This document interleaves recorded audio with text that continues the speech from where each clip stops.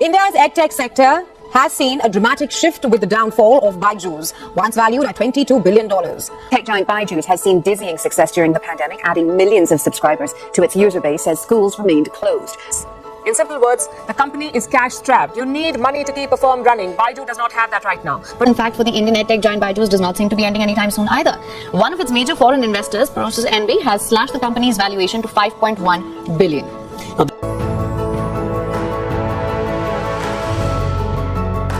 Let's roll back to where it all began. The year was 2011.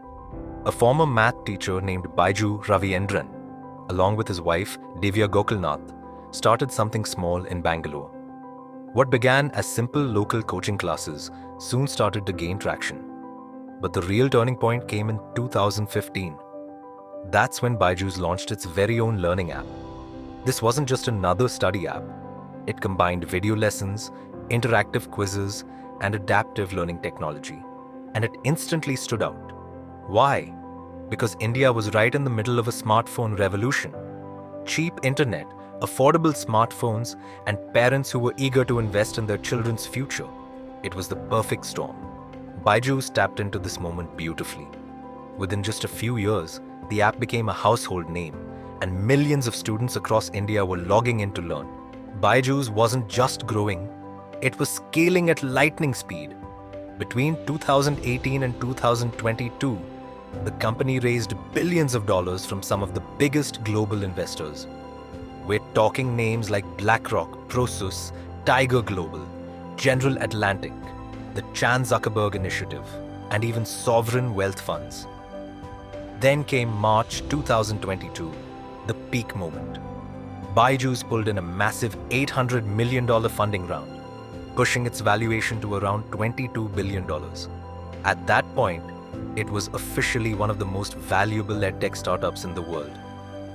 And then, the pandemic hit.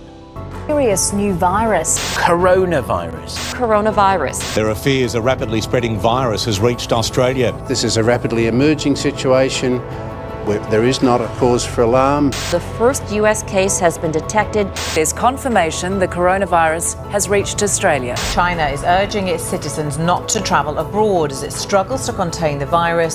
We will be standing up Christmas Island as a quarantine area. Foreign nationals coming from China. For most businesses, it was chaos.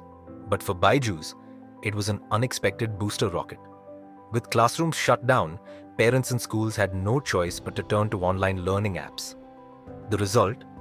Byju's saw millions of new registered learners, millions of paid subscriptions, and revenues that jumped dramatically. But here's the catch. While the top line was exploding, so were the losses. Growth was incredible, but profitability was still nowhere in sight. Now here's the thing. Byju's growth wasn't just natural. The company had a three-part strategy. First, grow the main learning app. Second, buy out competitors and expand into new areas. And third, spend heavily on marketing and sales. Let's break that down. Acquisitions. Between 2019 and 2021, Byju's went on a shopping spree. It bought more than 20 companies in just a few years. Two deals really stood out. One was White Hat Junior, a platform that taught coding to kids. Byju's bought it for around $300 million. The other was Akash Institute, one of India's biggest offline coaching chains for test prep. That deal cost nearly $1 billion. With these moves, Byju's wasn't just about online school learning anymore. It now covered K-12, competitive exams, coding, and even offline tuition. Marketing and sales.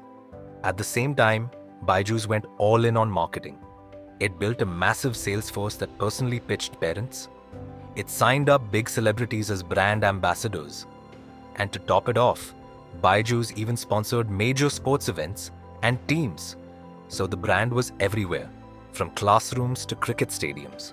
This mix of acquisitions and marketing helped Byju's grow faster than anyone imagined. But behind all the flashy headlines and big numbers, things weren't as perfect as they looked.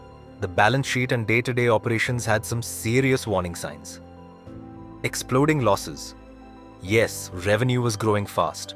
For example, in fiscal year 22, Byju's reported a sharp rise in consolidated revenue. But here's the catch. The company's net losses exploded too.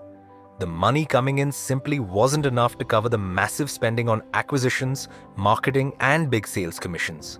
In other words, the faster Byju's grew, the more money it lost. Integration problems. Buying more than 20 companies in just a few years sounds impressive, but it created big challenges.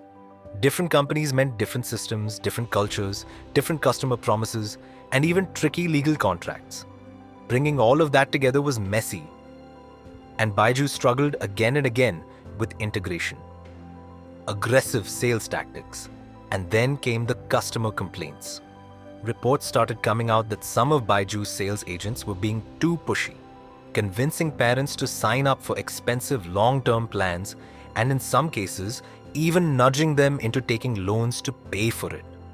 This aggressive style created backlash, with parents and students feeling pressured instead of supported. So while the outside world saw a rocket ship startup, the inside story was full of cracks and growing pains. Then came a pivotal financial decision. In 2021, Byju took on a massive term loan, often described as roughly $1.2 billion. Some sources and filings later even referenced $1.5 billion. At first, it looked like just another ambitious funding move. But this loan would soon become the center of intense legal battles. Creditors alleged defaults, and US courts, including rulings in Delaware, allowed lenders to step in, even placing new directors in Byju's American unit. Very quickly, creditors and hedge funds began asking hard questions. Where exactly had the loan proceeds gone? Why were funds moving through complex intermediaries? And why were some transfers missing altogether?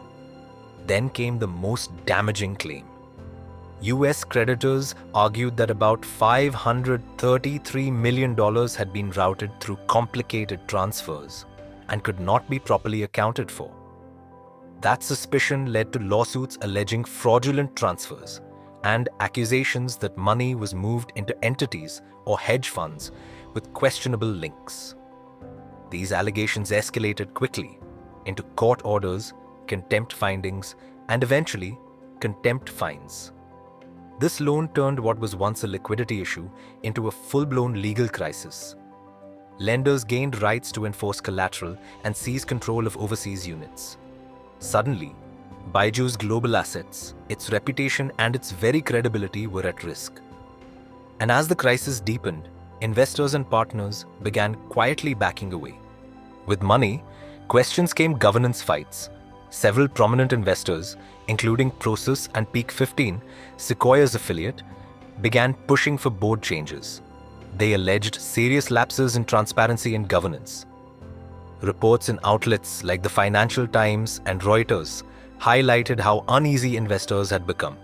Some investors even went as far as seeking the removal of Byju Ravindran himself from the board. But the founders and management resisted strongly, fighting back in Indian courts. This boardroom battle only made things worse.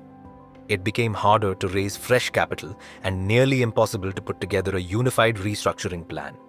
As funding dried up and legal battles dragged on, Byju's began cutting staff and freezing hiring.